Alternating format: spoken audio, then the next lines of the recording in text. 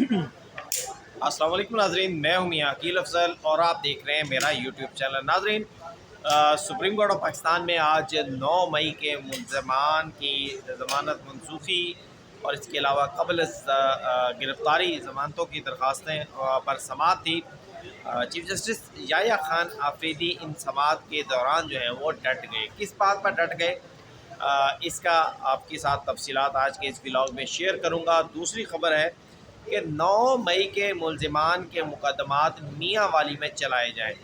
ये पाकिस्तान तहरीक इंसाफ के एक वकील की जानिब से एक मुतालबा किया गया।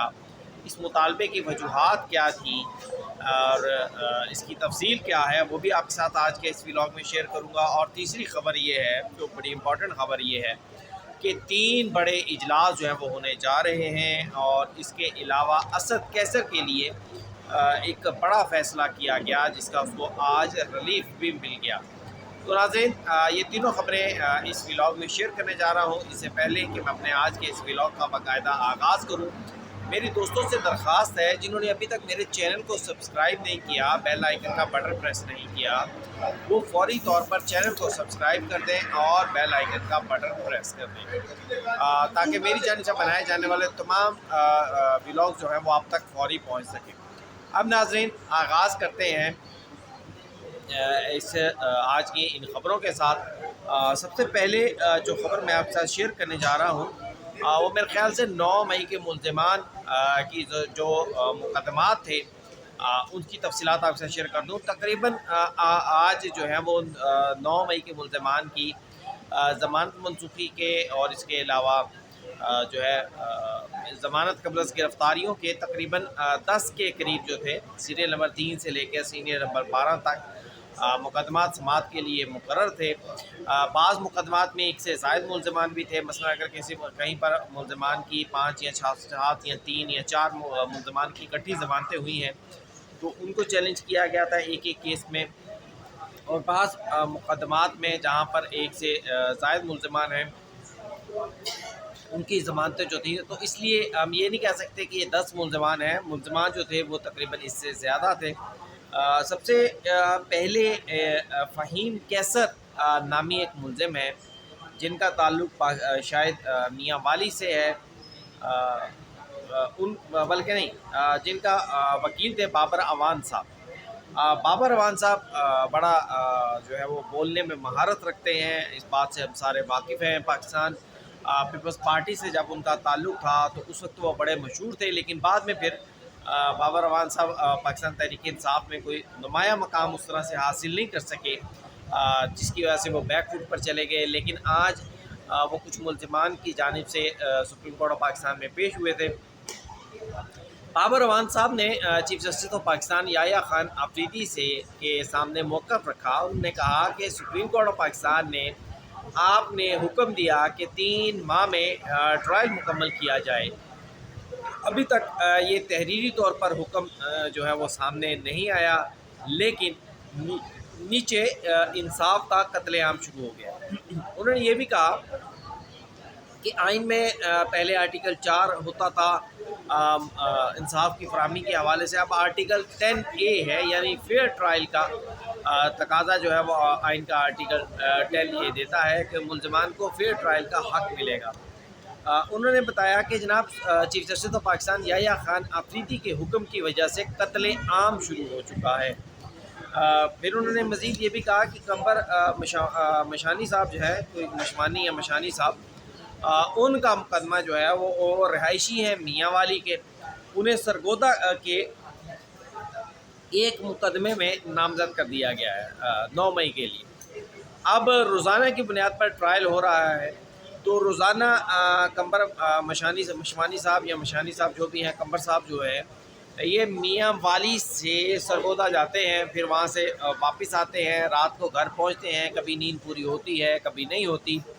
तो इस पर इसलिए उनके लिए बड़ा मुश्किल है बतौर इंसान रोज़ाना अपने शहर से दूसरे शहर जाएं, तो वहाँ मुकदमात में पेश हों, वापस घर आएँ और अगले रोज़ फिर जाएँ।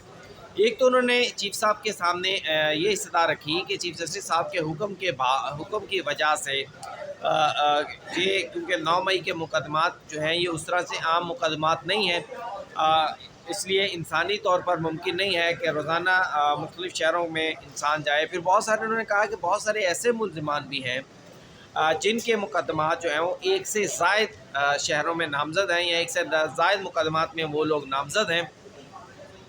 تو جب روزانہ کی بنیاد پر سماعت ہوگی، مختلف شہروں میں مقدمات ہوں گے، تو کسی بھی ملزم کے لیے یہ ممکن نہیں ہے کہ وہ ان مقدمات میں پیش ہو سکے۔ پھر انہوں نے کہا کہ روزانہ ٹرائل کے لیے بلانے سے مشکلات پیدا ہو رہی ہیں۔ منسوخی میں جو ضمانت منسوخی کو مقدمات میں ملزمان کے بھی کچھ حقوق ہوتے ہیں۔ یہ بنیادی طور پر ضمانت منسوخی کے لیے پروسیکیوشن ان کے کلائنٹ فہیم کیسر کے لیے آئی تھی، جس کے یہ وکیل تھے، جس پر چیف جسٹس یحییٰ خان آفریدی نے فوری طور پر پروسیکیوشن کے جو لوگ تھے پنجاب کے انہیں بلایا اور ان سے کہا کہ جب تک عدالت کا کوئی تحریری طور پر حکم نہ آ جائے تب تک جو ہے اس پر فوری طور پر اس پر جو ہے وہ عمل روک دیا جائے، روزانہ کی بنیاد پر ٹرائل نہ کیا جائے، کیونکہ چیف جسٹس یحییٰ خان آفریدی اس سے پہلے بھی کہہ چکے ہیں کہ وہ مختلف مقدمات کو سنیں گے اور ان سب مقدمات کو اکٹھا کریں گے، پھر اس کے بعد ایک مجموعی طور پر آرڈر جاری کریں گے، تاکہ ایک آرڈر دوسرے آرڈر کے اگینسٹ نہ ہو جائے، ایڈورس نہ ہو جائے، مخالف نہ ہو جائے۔ اور دوسری بات یہ ہے کہ ہر مقدمے کے حقائق کو سامنے رکھتے ہوئے ایک ایسا یونیورسل آرڈر جاری کریں گے جس سے نہ تو پروسیکیوشن کے حقوق متاثر ہوں، نہ ملزمان کے حقوق متاثر ہوں، نہ ٹرائل کورٹس کے لیے مشکلات پیدا ہو جائیں۔ اب اس میں چیف جسٹس یحییٰ خان آفریدی نے کہا، بابر اعوان صاحب جو بار بار 4 ماہ میں ٹرائل مکمل کرنے کے خلاف موقف اپنا رہے تھے، تو اس پر چیف جسٹس یحییٰ خان آفریدی نے ان سے بڑا تحمل سے کہا۔ انہوں نے کہا کہ بابر اعوان صاحب آپ ایک بات سنیں کہ یہ ضمانت منسوخی کے مقدمات ہیں، ان میں یا تو پروسیکیوشن کا موقف یہ ہے کہ ان کے پاس بڑا اسٹرانگ ایویڈنس ہے، جن کے بڑا اسٹرانگ مٹیریل ہے، جس کو نیچے ماتحت عدالتوں نے ضمانت دیتے ہوئے نہیں دیکھا، یا تو پھر ہم ان مقدمات کے اوپر میرٹس پر سنیں، یا دوسری چیز یہ ہے کہ میں ضمانت منسوخی کی بجائے میں اس پر ٹرائل کے لیے آرڈر کر دوں کہ 4 ماہ میں آپ ٹرائل کریں، ضمانت ملزمان کی منسوخی نہ ہو، ملزمان باہر پھرتے رہیں۔ اب یہ ممکن نہیں ہے، عدالت اچھا اس پر جناب بابر اعوان صاحب نے کہا کہ جناب یہ ممکن نہیں ہے کہ 4 ماہ کی ڈیڈ لائن جو ہے ملزمان اس کو میٹ کر سکیں یا عدالتیں اس کو میٹ کر سکیں۔ بابر اعوان صاحب نے مزید یہ بھی کہا کہ جناب گواہان کے بیانات ریکارڈ ہو گئے ہیں، لیکن ملزمان کو ابھی تک نہ تو ڈاکومنٹس دیے جا رہے ہیں، ملزمان کو نہ انہیں اس طرح سے جو ہے وہ انہیں شواہد پہ دیے جا رہے ہیں کہ آپ کے خلاف یہ شواہد ہیں۔ پھر بابر اعوان صاحب نے کہا کہ جناب سر بات یہ ہے کہ ہم جو عدالت کا حکم ہے 4 ماہ کا، جب وہ فیلڈ میں آ جائے گا، جب وہ تحریری طور پر آ جائے گا، تو پھر ہم اس پر نظر ثانی دائر کریں گے، جس پر چیف جسٹس یحییٰ خان آفریدی نے کہا جی بالکل آپ ضرور اس پر نظر ثانی دائر کر لیں، آپ آ جانا، ٹھیک ہے جی۔ چیف جسٹس یحییٰ آفریدی نے یہ بھی کہا کہ انسداد دہشت گردی کے جو مقدمات ہیں ان میں تو اوریجنلی طور پر قانون میں یہ موجود ہے کہ 3 ماہ میں ٹرائل مکمل ہوگا، میں تو پھر بھی 4 ماہ کا کہہ رہا ہوں۔ بہرحال اس کے بعد کوئی حافظ فرحت عباس صاحب تھے، ان کے لیے لطیف کھوسہ صاحب پیش ہوئے، ان کی پرسوں تک ضمانت ہوگی ملزمان کی۔ پھر اس کے علاوہ امتیاز شیخ تھے پاکستان تحریک انصاف کے، ان کی پرسوں یعنی جمعرات تک، آج منگل ہے، بدھ جمعرات تک ان کی ضمانت ہو گئی۔ پھر اس مقدمے میں جب ان دونوں ملزمان کو ضمانتیں دی جا رہی تھی، پہلے چیف جسٹس یحییٰ خان آفریدی نے زبانی طور پر روکا کہ بھئی ان ملزمان کو گرفتار نہ کیا جائے پرسوں تک، لیکن پھر بینچ کے ایک ممبر نے موقف اپنایا، چیف جسٹس صاحب سے کہا کہ سر ایسے نہ کریں، قانون کے مطابق ہی چلتے ہیں، جس پر عدالت نے ان کی 50 ہزار کے مچلقوں کے عوض ضمانتیں منظور کر لیں۔ اب اس میں مزید جو ہے عدالت کی جانب سے مزید مقدمہ جو ہے وہ جمعرات کو لگانے کا کہا گیا ہے۔ اب ناظرین آتے ہیں اسد کیسر کی طرف۔ اسد کیسر دیکھیں، اسد کیسر کی ضمانت منسوخی کی درخواست जो थी वो आज सुप्रीम कोर्ट ऑफ पाकिस्तान में मुकर्रर हुई थी। उन्हें 9 मई के मुकदमे में ज़मानत दे दी गई थी, लेकिन आज जब उनका मुकदमा लगा तो खैबर पख्तूनख्वा हुकूमत ने उनकी ज़मानत की दरख्वास्त को वापस ले लिया कि हम इनकी ज़मानत मनसूख नहीं करवाना चाहते। अब इस पर सवाल ये उठा कि अगर आज ज़मानत मनसूखी की दरख्वास्त वापस ले रहे हैं तो फिर आपने भाई पहले दायर क्यों की।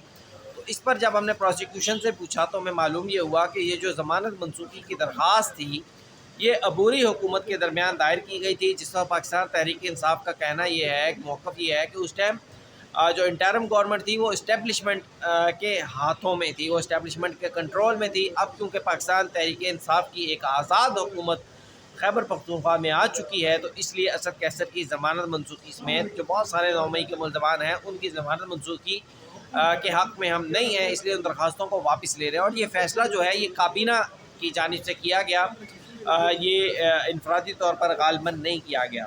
अब 3 बड़े इजलास जिनका मैंने जिक्र किया है उसकी तरफ भी आते हैं। चीफ जस्टिस याह्या खान अफरीदी ने सुप्रीम कोर्ट ऑफ पाकिस्तान के हवाले से पेशावर हाई कोर्ट और इसके अलावा बलूचिस्तान हाई कोर्ट के चीफ जस्टिस के इंतखाब के लिए 3 बड़े इजलास तलब किए हैं।